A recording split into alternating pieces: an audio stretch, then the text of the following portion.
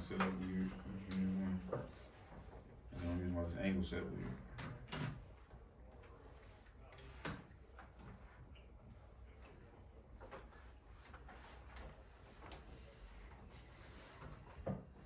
One, two. Welcome to the WeCannBe podcast. I am Zach Easterly. And I'm your boy Daniel Easterly. And this episode, we have a special guest with us. Yeah. Mario McLean, what's going on? Awesome. Big new. Yeah. Glad to have you, Mario. Appreciate you for coming out and showing us some love, man. Thank you again. Yeah, appreciate you being here, man. Spend some time with us today, man. Absolutely. To start it out, we just want to see how you feel about 40 acres and what 40 acres mean to you. When you hear that word, when you hear that phrase, what's the first thing that comes to mind? Yeah, the first thing that comes to mind is 40 acres and a mule, right? It's unpromised land that, we as blacks should have received, coming out of slavery. So that's what it is to me. Perfect. Yeah. Perfect. And that's basically right on the money. And we ask everyone who comes on to the show that initially, right, to kind of see what comes to mind, different age groups, right? When we ask them what does 40 acres mean, we want to know what comes to mind, because it may mean something different for everyone, right? What it means to us is the exact same thing, but we're turning it into something tangible, all right? So we told you before we weren't going to tell you, but we're telling you now, right? What 40 acres actually is, it's a application that we're creating called 40 acres, where we're giving people the ability to invest into multiple industries, real estate, business partnerships, using currency, digital currency in the future, of course, right?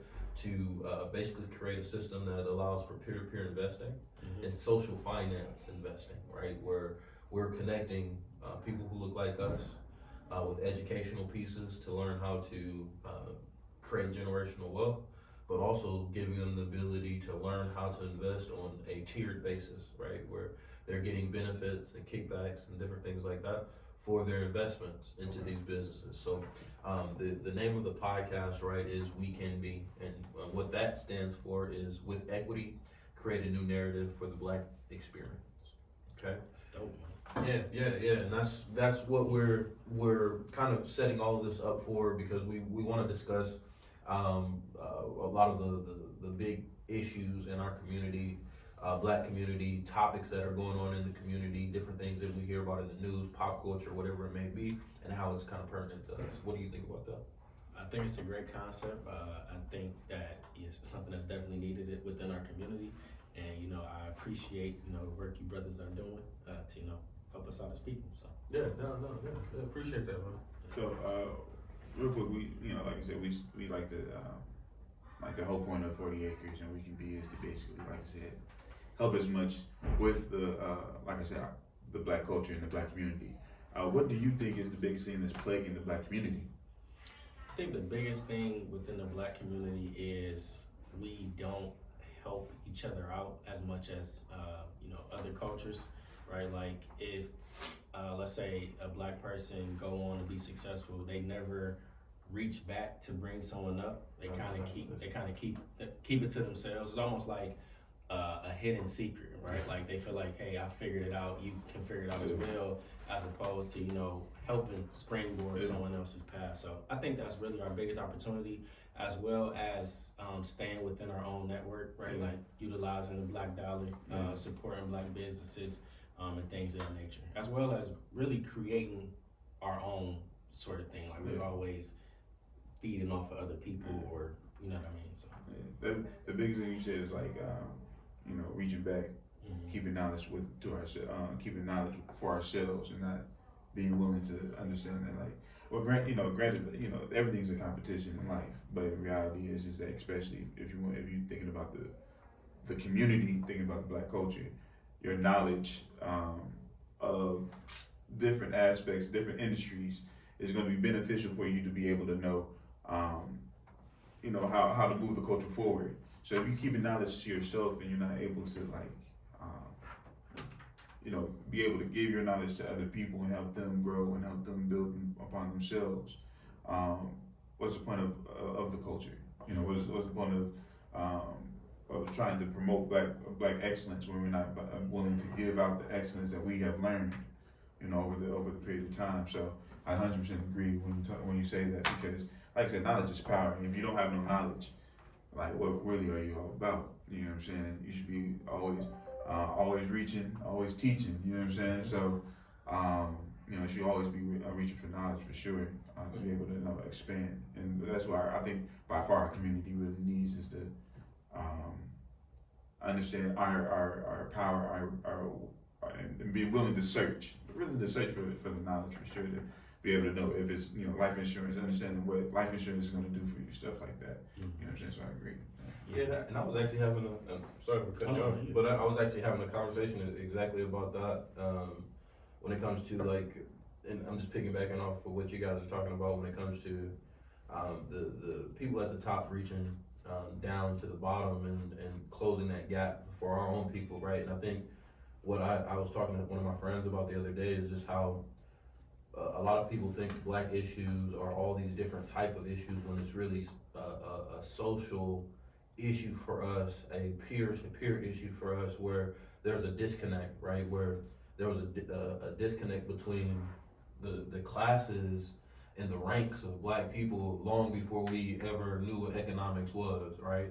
Where you have 400 years where the people in the house weren't talking to the people in the field, right? And you think about that concept now where we get people like Michael Jordan, we get people like LeBron James, we get people like Kanye West, even, for example. We can segue into that, where we get people like Kanye West, where these people are not just because of their money that makes them influential, but because of their status, it makes them influential enough to create that type of change. But what is the thing that is stopping them from coming back to give that extra hand? What is keeping them from saying, hey, let's create an elite group of black billionaires and all of us take control of, and I feel like it's something deeper where people are, and not just our people, it's other people who are controlling those people at the top, who are stopping them from saying, hey, you can't give your money this way, you have to do it this way, right? And I think that's the struggle that we deal with, because even with our app, that is kind of the purpose of it, right? Is to create a system where we're circulating the black dollar within our community more, but it's giving people who are at the top of the food chain the ability to invest into businesses that are growing, black-owned businesses, Black Wall Street again, right? And then also help bring them up to where they need to be, and also have that communication, direct communication with people who are trying to grow their brand. I think that's the most important thing is providing that safe place to people who want equity, who want to have an investment, who want to grow their lives, their business. Yeah, and when you think about like black people, right, or people of color, I feel like our thought processes are short term. Like we get into equity and investments, like that's a long term thing. And then I think for us, we're living like day to day as opposed to thinking far out. And I think that's another opportunity. I know you asked like what are some things that we struggle with within our culture. I think that's another thing, just thinking long term and not thinking short term. So yeah. And I think that's a part of the process too, is changing the dynamic of how we think, right? And to your point, is we do think short term, and how do we, and we gotta constantly ask ourselves that question, is how do we change the thinking?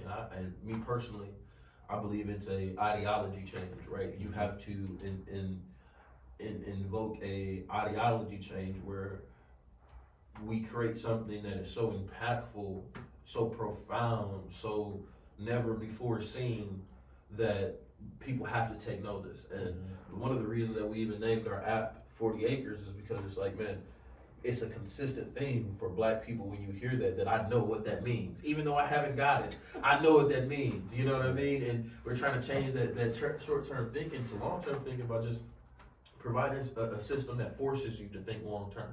It'll force you to think about your generation. What you gonna say, Zach? So what do you think will be the best, in your opinion, the best, what do you think will be the best opportunity for people to pick up this habit of doing long-term investments and short-term investments, what do you think would be an opportunity for people to learn that type of thinking? I think the biggest thing is awareness, but also mentorship, right? Like seeing success, right, and leaning on someone who has, was in my shoes and was able to find success, right? Like piggybacking off of them. I think that's really where it starts, is having a mentor, someone that you can learn from their failures and grow at an expedited rate, because you don't have to make the same mistakes that they made. So I think really that's what it's about, like having awareness, having someone who really can provide you a blueprint, right? Like it's almost like cut and paste, and you just have to follow the steps, right? Like, so that's what I think. Yeah, and it is about the blueprint and following someone's footsteps, and somebody creating a path for us to do that. I even think about the way that some of the biggest issues, right, for the Black community is like education, agriculture, different things like that. But then when you think about following someone's footsteps, we don't have people in those positions to actually follow, right? Education wasn't created for us originally. There was a time where we were in a position where we couldn't read, and people didn't want us to read, right? And now we're in a system where we're reading things that somebody else's culture is teaching us to learn, and it's not our true culture, right? But it's something that we're forced to learn and pick up, right? But who is in our community the person that's leading the way, and not in just terms of music, but in the terms of putting their life on the line, and not even saying on the line, but it's ultimately kind of that type of situation for us now, especially with the wealth gap getting larger and larger year over year, right? It's like it gets to a certain point, it's like enough is enough, right? We have to be able to put people in these positions, and if it's not someone actually helping us do it, we have to figure out a way to take it, and that's kind of my opinion on that too. So I'm sorry, but when I think about the aspect of I lost my train of thought for a moment. Sorry about that. When you talk about knowledge, you're talking about Black people in America. That's what I'm talking about. Black people in America, and you talk about the habits of slavery and picking up on reading and stuff like that, and understanding that a lot of us don't understand even the aspects of how our country even works. And the fact that you don't even know that a lot of Black people don't even know that basically our country is made off of businesses, and they provide a lot of tax cuts and all this information off of businesses, not off of just one individual person, right? So even when you put that in an aspect, Black people don't understand that level of Branding. Facts, right? Branding yourself to business. Or even you talking about, when you're talking about the law. When you put the law, you know what I'm saying? So when you put laws in effect, Black people don't even understand the fact of certain aspects of the law to be able to talk themselves out of a ticket, or talk themselves out of a level of understanding what they can and cannot hold on themselves at a certain time. So when you do know the law, you be like, all right, I can be able to get myself out of certain things, and I know for a fact I won't talk to the police without my lawyer. I won't sit there and be in interrogation and sit there and speak everything I need to be speaking without some type of representation for me. And that level of understanding is it's sad, because you see a lot of us get locked up based off of that that just aspect of not even knowing the law. And you get a lot of brothers are sitting for life in prison, probably for something that they could easily just understood the law and saying, hey, I need to call a lawyer. So the aspects of just knowing certain aspects of how our country runs is something that people should be able to take responsibility in themselves to go out and learn. But unfortunately, we have become into a culture where, we are materialistic. We want to be the flashiest, we want to be the most outlandish. But the reality is that that's not what is capable, and we're killing over that. We're dying in the streets over that, and we need to be understanding that there's more to it than just that. And if we actually know exactly how our country runs, I think we can be a little bit more understanding, prepared. thank you, prepared, and how to maneuver around this country. That's just, so. Yeah, I was gonna say, you mentioned about creating something, and I think it takes like kind of like what you all are doing, right? It takes that person that's saying, you know, if I don't see something, like I need to create it, right? Like like at work, I'm reading this book called The Little Red Book of Selling. And it gives like certain tips of like how to improve on your selling skills. And one of the topics in there is if you don't have something, like create it, right? And that comes from within, right? Like you gotta be inspired to do that, right? Like everybody in the world is not a leader, so you have to recognize that within yourself, you know, and then create something, and then really take a risk on yourself, right? Because it's difficult when you don't have a blueprint and you're the one that's creating it, because people are gonna change your mind. But if you can see the vision, right, like, you know what I mean. So I'm like a visionary, right? Like I'm the type of person, I learn from mistakes that people made, right? Like, and I think a lot of that stems from just my background. Like I grew up in foster care, right? So I was like, at 6 years old, I went into foster care. I didn't have like my parents in my life, right? So that gave me kind of the spirit of self-motivation. Like I knew like I couldn't depend on anyone. Like I had to do it for myself. So still to this day, I think I'm just wired differently because of that experience. Like it's within me, and nobody can kind of take that from me. So I think I take that mantra into everything that I do. So. Man, like, so you said the fact that being an orphanage basically gave you that mindset. Is there any particular moment that gave you like that, like really truly like, at one moment where did it click at that like click for you? You know, I know you said, you know, it was orphanage, but what moment did you really know? Foster care. So Foster care, I'm sorry. It's old school. So, sorry about this. Right. No, so I feel like the moment it clicked is really when I first went in, right? Like, imagine being 6 years old and, you know, taken away from your family and, oh my bad, I was 6 years old, taken away from my family and really not knowing what to do, right? And I had to really figure that out. And for me, my outlet was education. Like I knew that as long as I was involved in school, got good grades, like that would be kind of my outlet out. Right? Like I understood, you know, my parents didn't necessarily have the resources to provide for me or my family. So I just had to create it on my own, right? And I just was always into the books, into the knowledge, right? Because I think really that's what it's about. Like it's about having the knowledge, right? Like I've always been having a certain thirst for knowledge, right? Like I've always been driven, and I think that has paved kind of the way for me, right? Like I'm a student to the game. Like I'm always want to learn. I have an open mindset, right? And I think a lot of people may have a closed mindset. So like I just don't take anything for granted because I know what it's like being at rock bottom and not having the resources and having to figure it out. So that's just my experience. Yeah, that's real. Because I was thinking, because I was saying, like, you know, people are scared to put themselves out there. You know, I'm not a big social media guy, but you know, and I'm trying to get to the point where I'm putting myself out there and be on social media more. My brother, Dan be like, I'll be on Zach, this head, man, y'all. I'll be on this head. Zach, Man, come on, we gotta do this bro, social media stuff, like, man. We in the new age, man. Just don't go ahead and promote the brand. And I'll be trying. He can see, he see that I'll be trying, but I'll be trying. And it's tough. I swear, it's tough.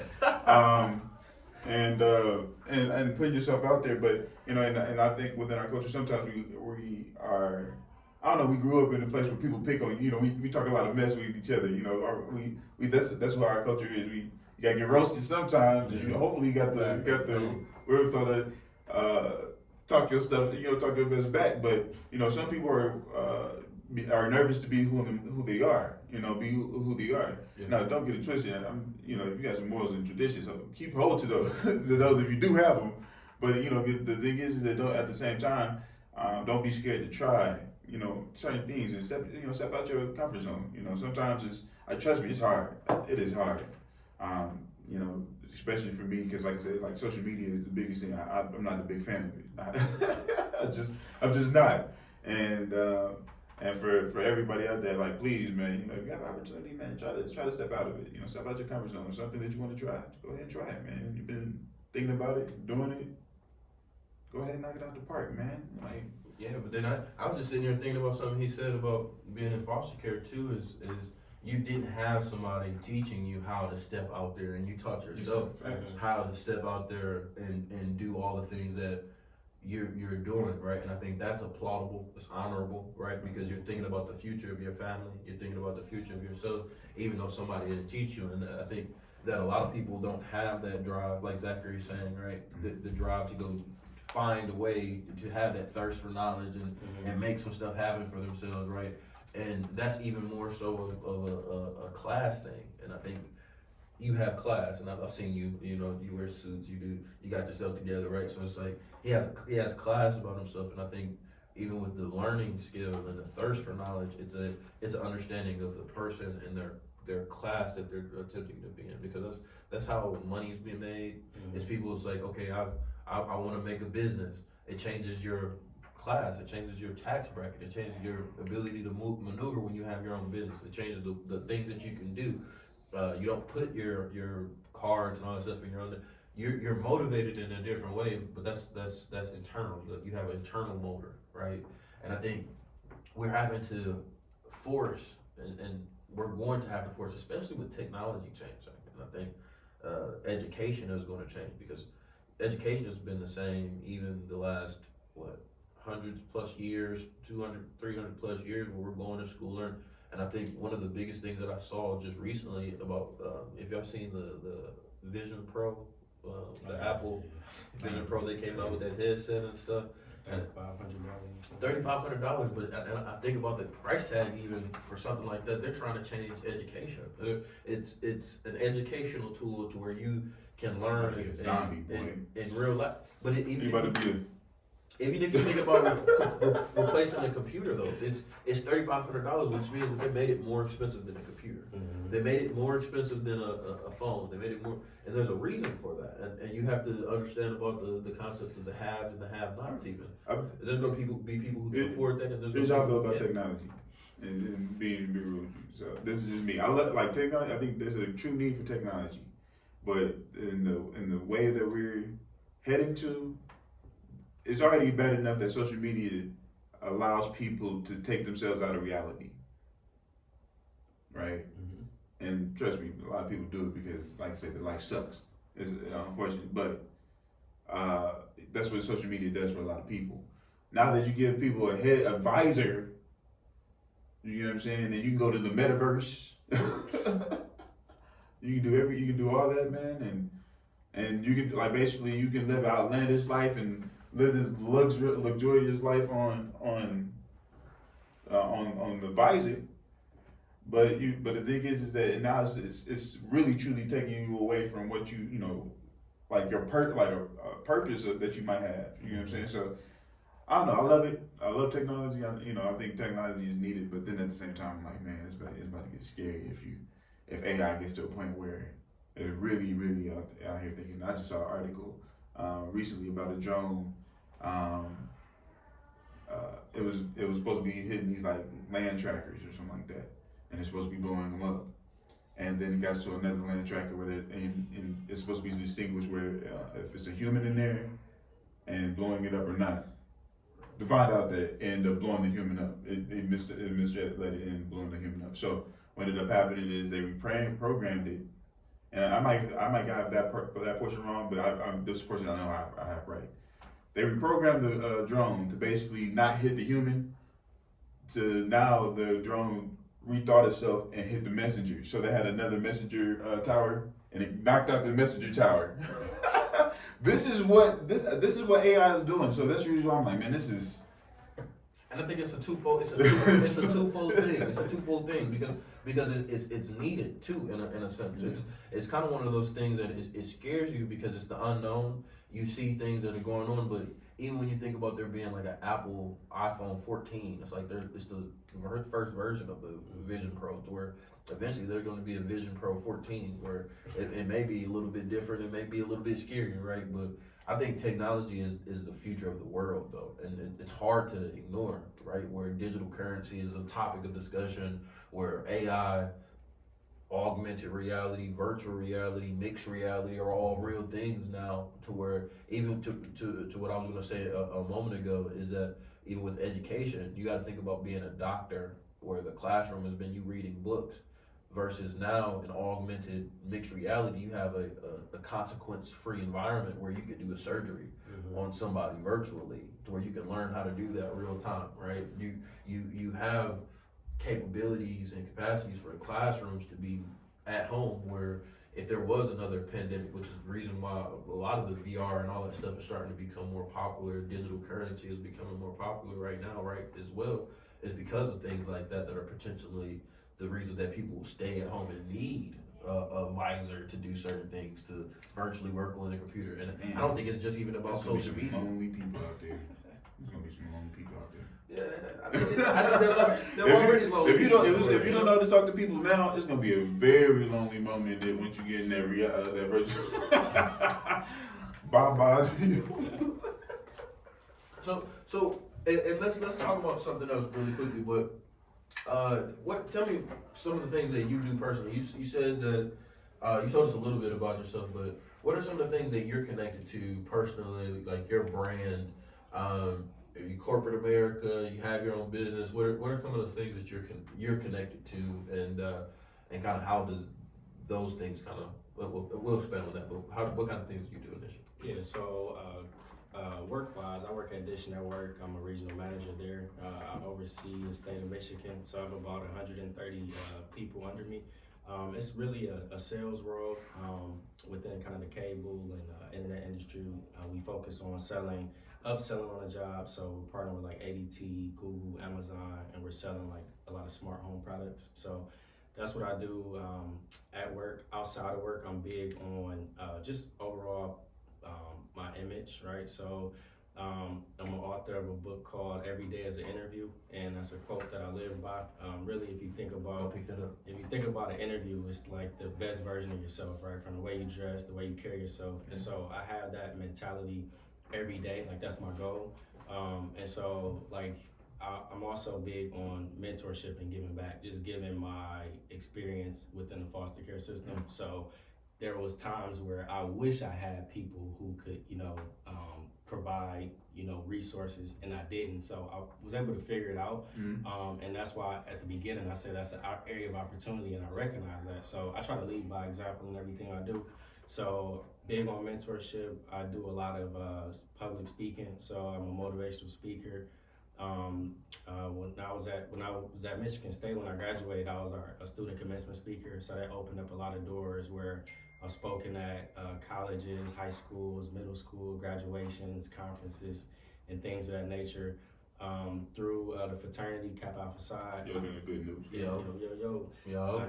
I'm a part of Kappa League, which is really a mentorship program for high school age men. So we focus on 9th through 12th graders, and really just focusing on our leadership skills, right? So that's a large portion of what I do, kind of, in my free time, is just really just drawing our African American men within the community.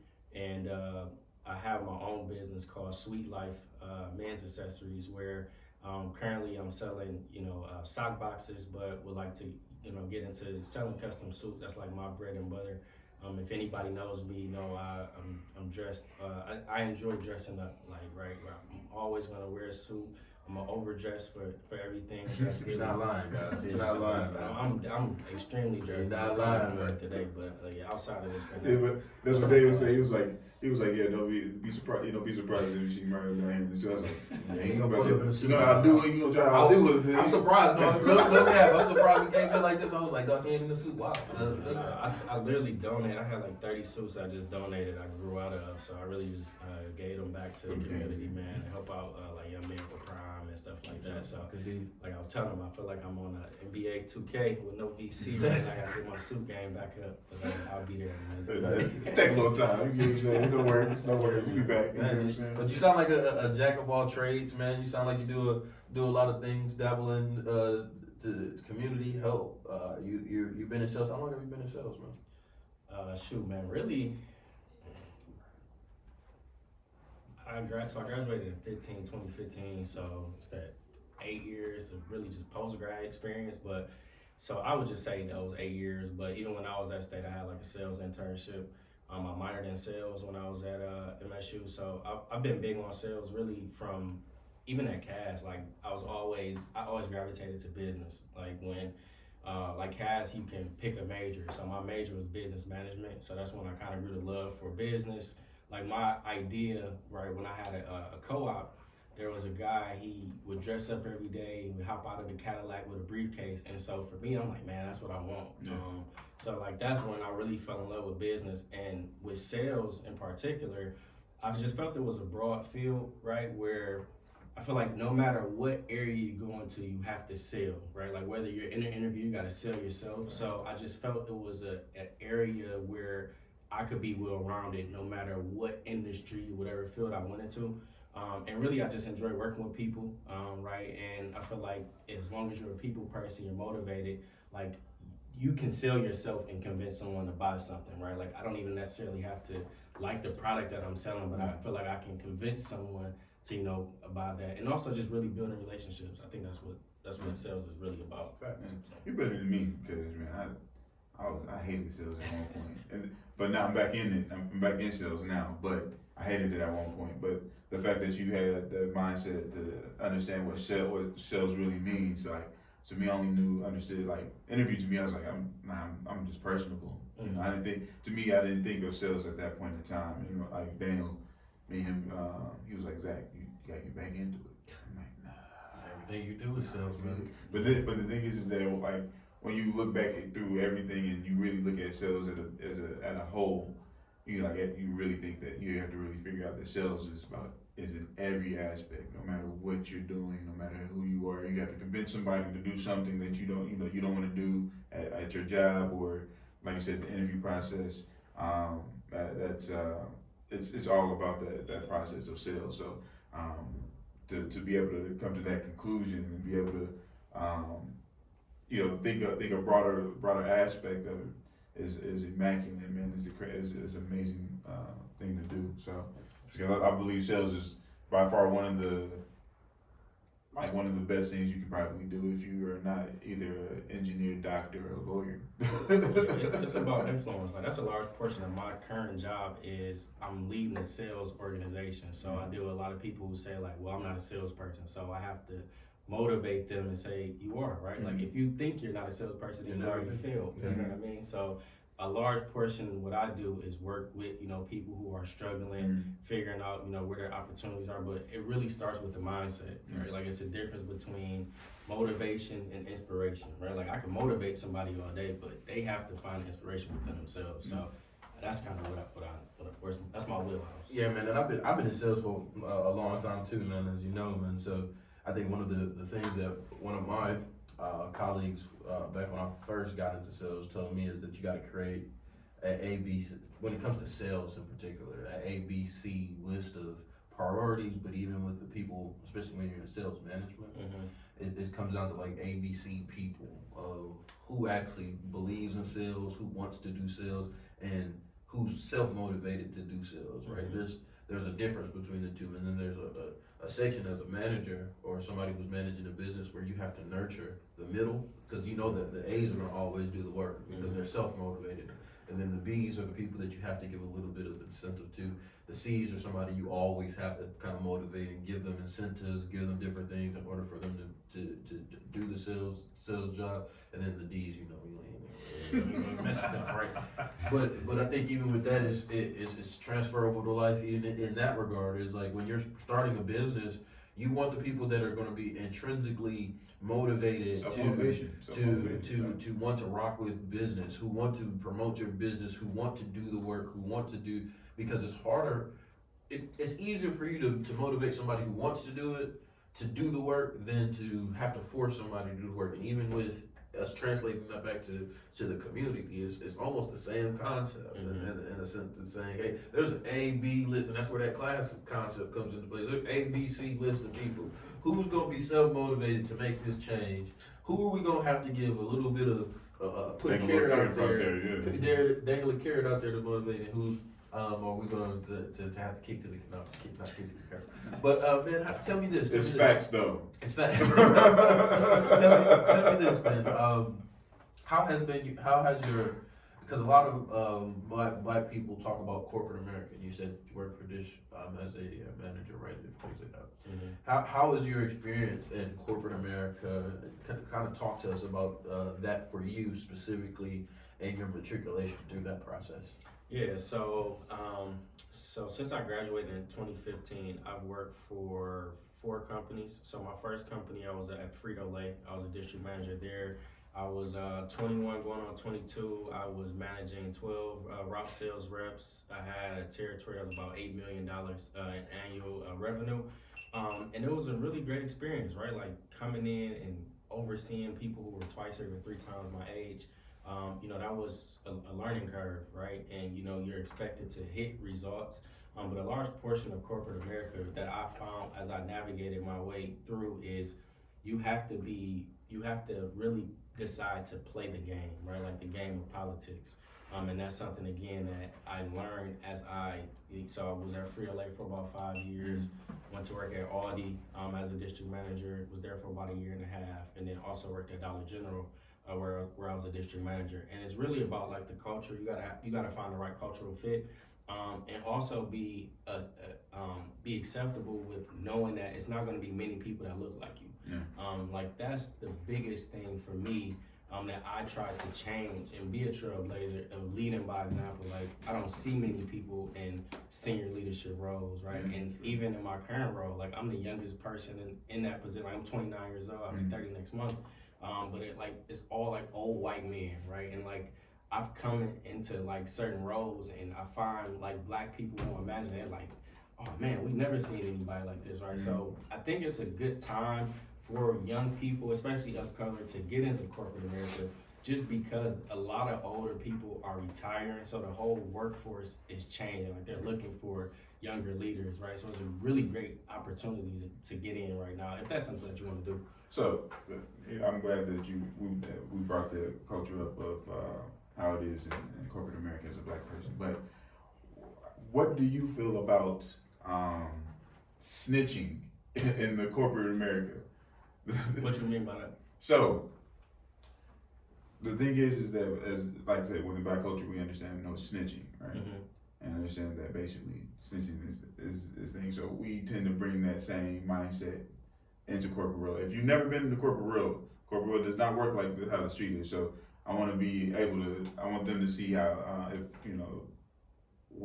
how that correlates back over to the thing, because it's not the same. It's not even the same aspect. But I want to at least ask you that question about how do you feel about basically snitching in the corporate and how that works in corporate America. Are you talking about like tattletelling? Yeah, tattletelling, because I know like I said, snitching, and if black people just think of snitching and we think of like, oh man, like if somebody do me wrong, we can't tell them, nobody You know what I'm saying? Whereas in reality is that that's not how corporate America works. Whereas it's like, if they do something, be the loudest person there. Because the thing is that what's gonna happen is that if something happened to them and they don't like it that you did, trust me, you'll end up at HR. And they're gonna find a way to get you fired.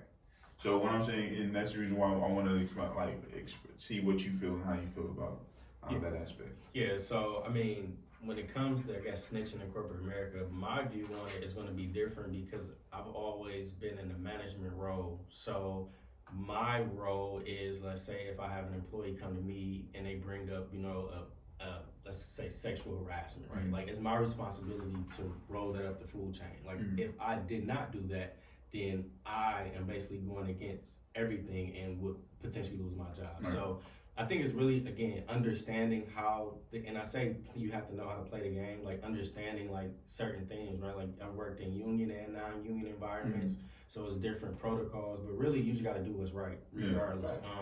And I think it also is about like the culture that you work for and them having that type of safe environment for you to be willing and to speak up freely, right? Because a lot of times you may not want to, cause someone to lose their job or speak up, right? Yeah. You may withhold certain information, but you don't want to do it. So really, whenever you're brought some information to the table, just roll it up and do the right thing. I think that's really the best advice I can give someone.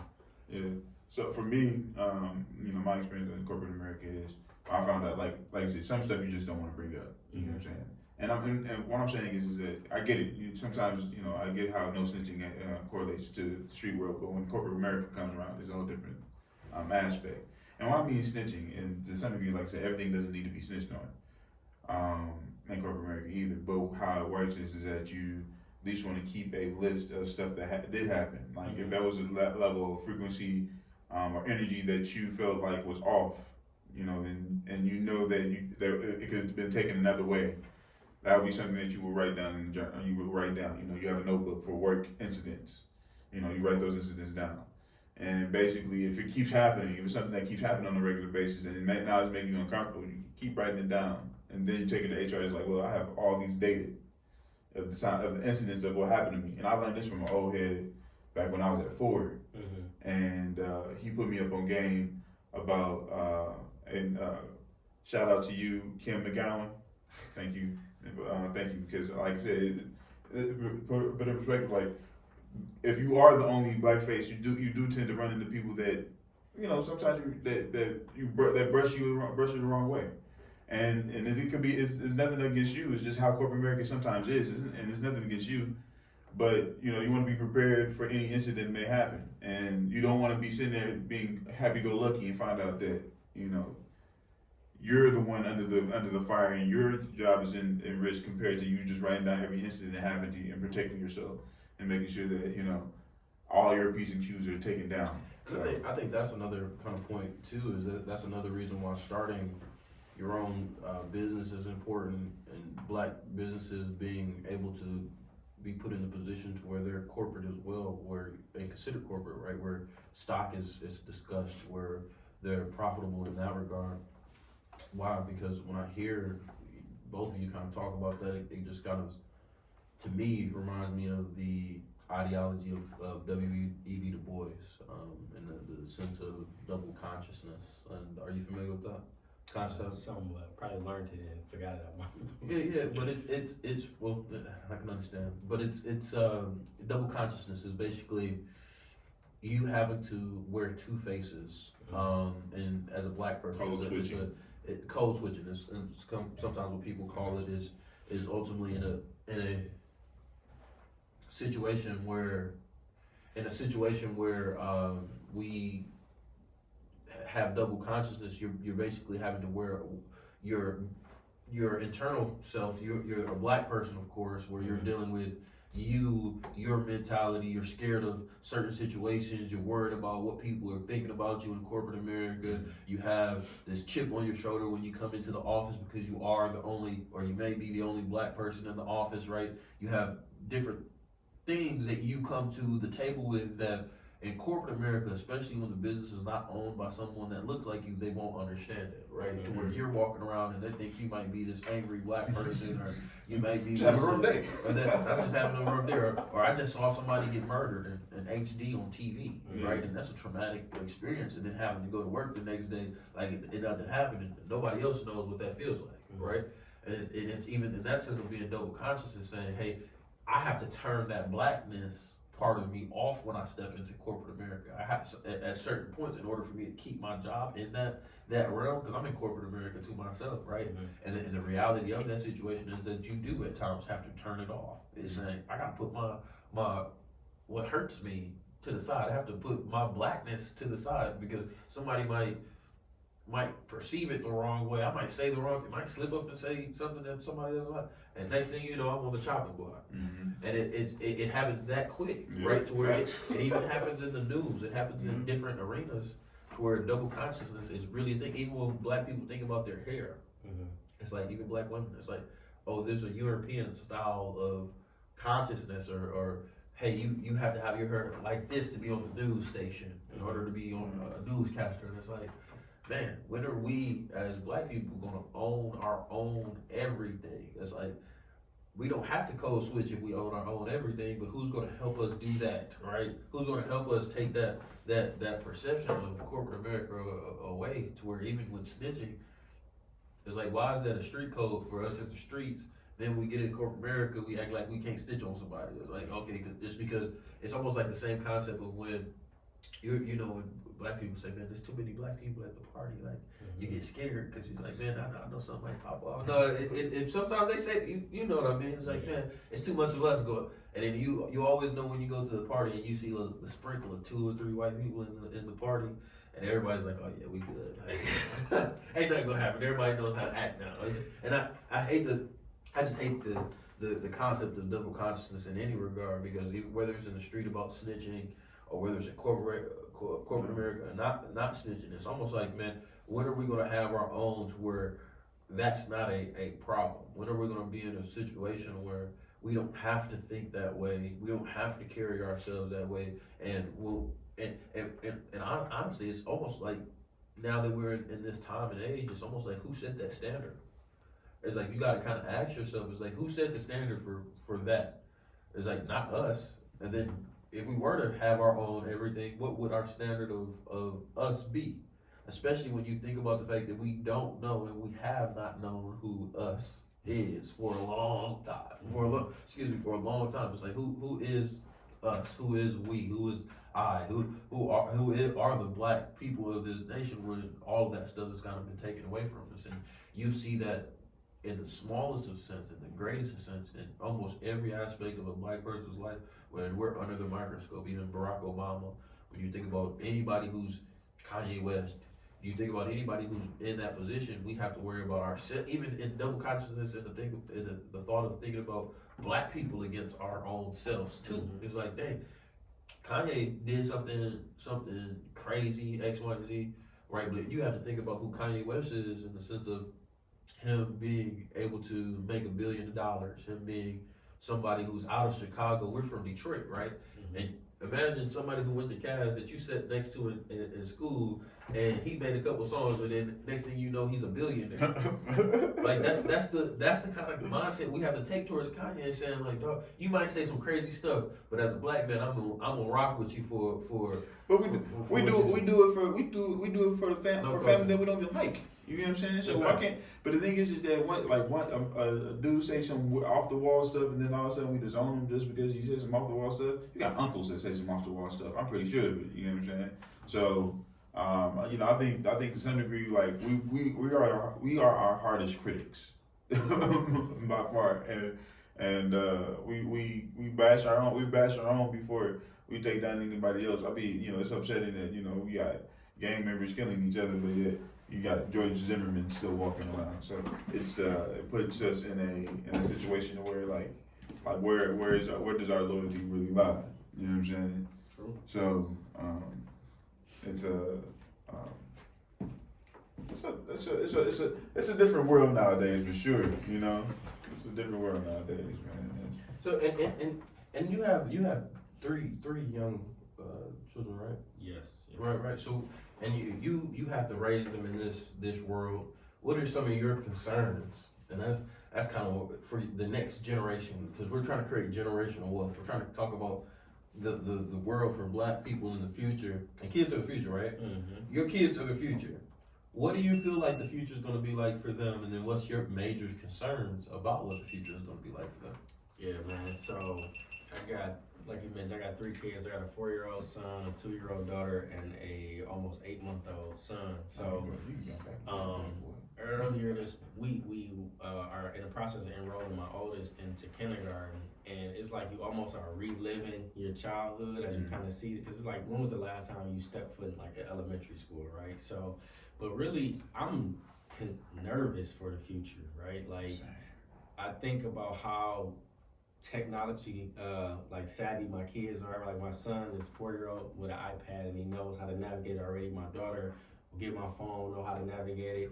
So like the technology piece is going to be huge for this upcoming generation, and I think they're going to cut themselves short where there's so many applications that'll write a paper for them, and they're like almost handicapped in a way.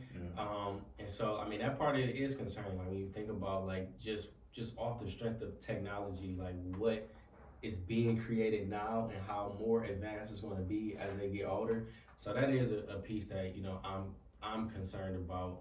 But really, I feel like that's something that every parent goes through. But I feel like as parents, my role and my responsibility is to train lead by example, and once I cut my child's loose, or they go out into the real world, that they use they make decisions based off the knowledge that I give them. So I'm not going to handicap them. I'm just going to teach them as a parent, back up. If they come back to me, I'll put them in the right direction. So that's going to be my approach as a parent. But definitely, I'm a little bit concerned of what the future will look like. Yeah, I'm not worried about the school system. I got a little one.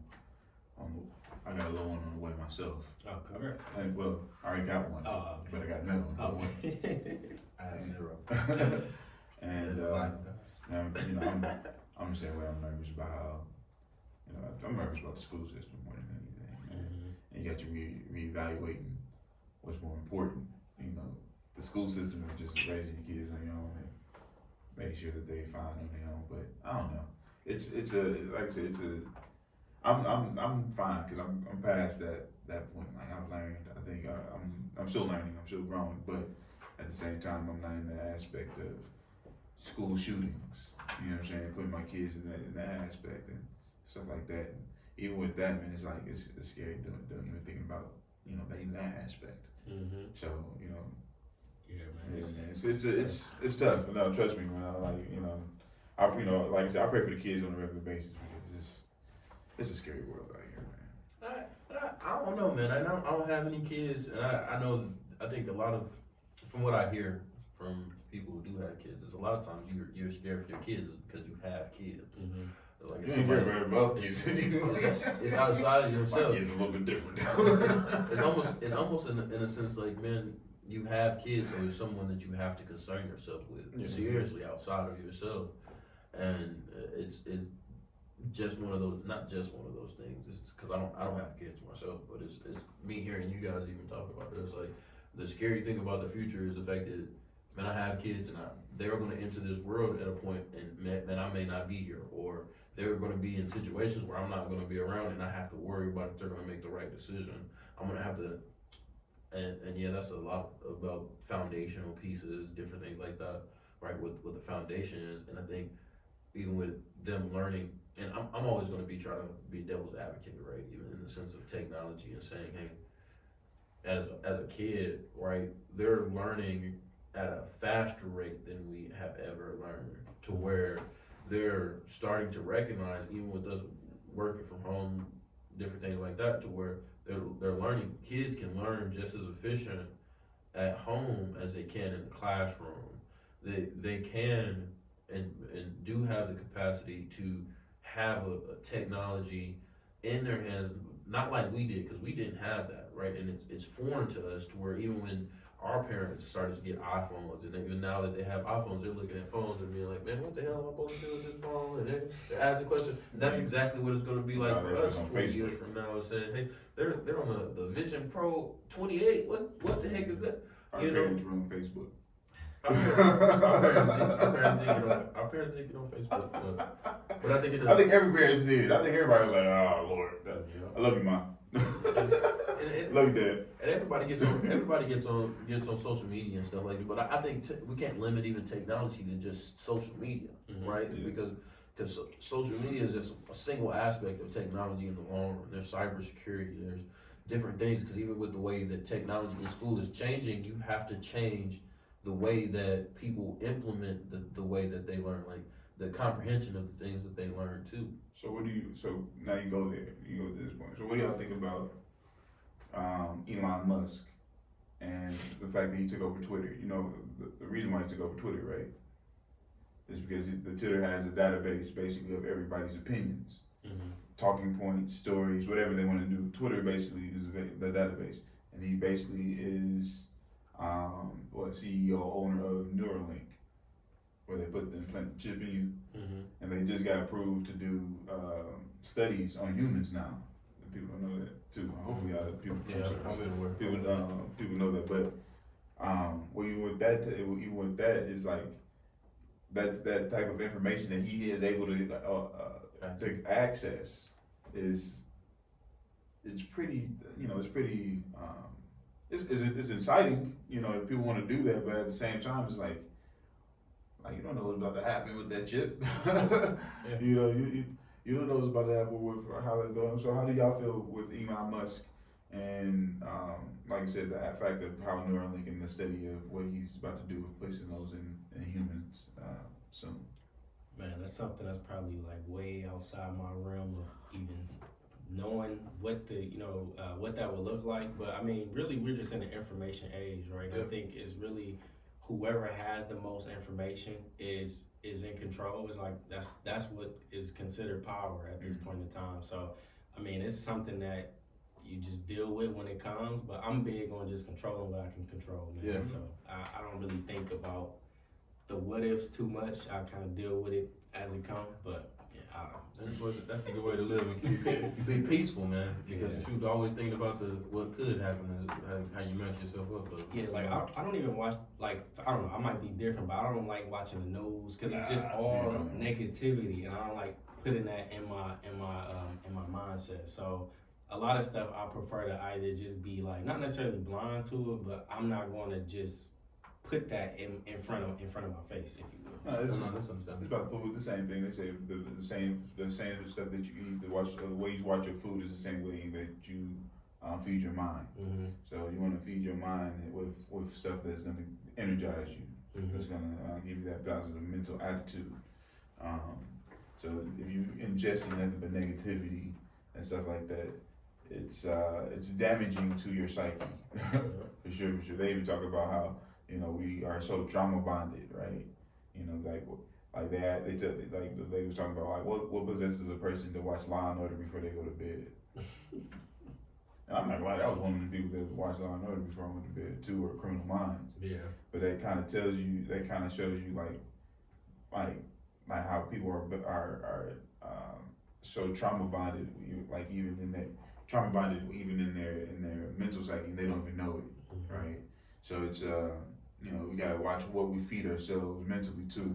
It's not just what you eat; it's just what you feed your mind as well. It's important. Like I said, I think the biggest topic of it is not what knowledge you seek, and you should always be seeking knowledge. And I think that's the biggest thing: food for knowledge, food for thought. Absolutely. So yeah. Anything else? I beat you to it, dog. But I'm not gonna lie, I think we was on the same page anyway. All right. So again, we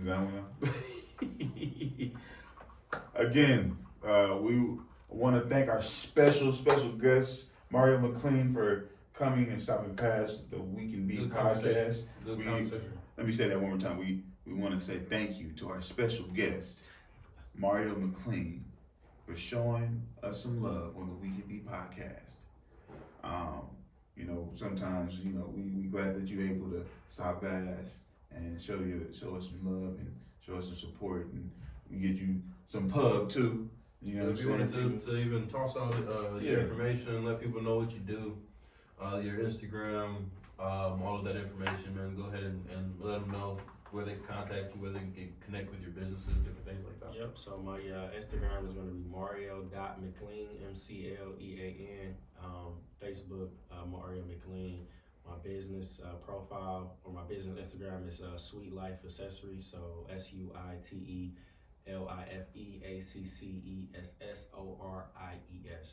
Follow me on all platforms. All right. Mic drop. I always like the plugs, man, because I'm not gonna lie to you, dog. I like putting businesses out there. It's dope. Man, yeah, You know but what I'm saying? But as Zach said, man, thank you for joining us again for episode number 4 of WeCannBe podcast. I'm Daniel Easterly. It's your boy Zach Easterly. And thank you and good night. Peace. Have a good one. Mario, my man. Thank you, man. You talk about natural, you're El Naturel, bro. Hey, man, I used to have my own podcast. I started doing it like a couple years ago. Yeah. Why you stop? Man, I had my second child.